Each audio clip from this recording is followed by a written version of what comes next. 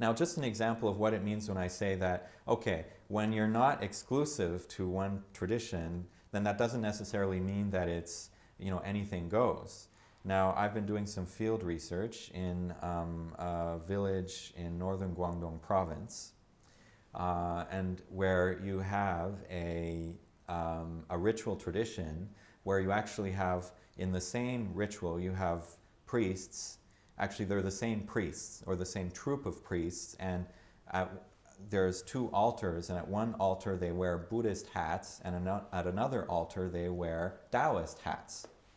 So the two traditions are combined within one ritual.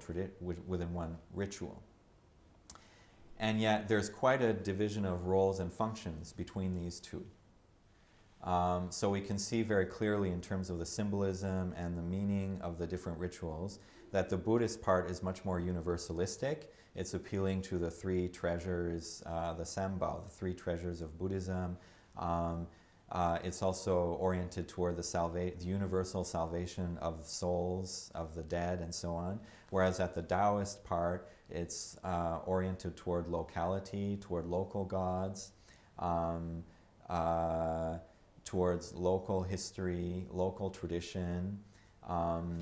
It's also, it has more of a function of exorcism against demons.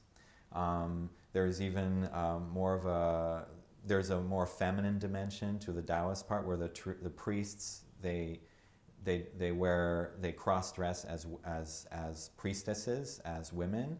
So there's the two traditions are brought together in a complementary fashion. So it's not just mix and match in whatever way you want. Of course, you'll find that too, but that's not the only way of doing things. And actually, I think we can see throughout Chinese history and even today, so many attempts to synthesize, right, to find the complementarities of different elements and to bring them together into one whole and try to assign different roles. Many intellectuals in China will say, okay, Confucianism is for the scholar in his service to the state.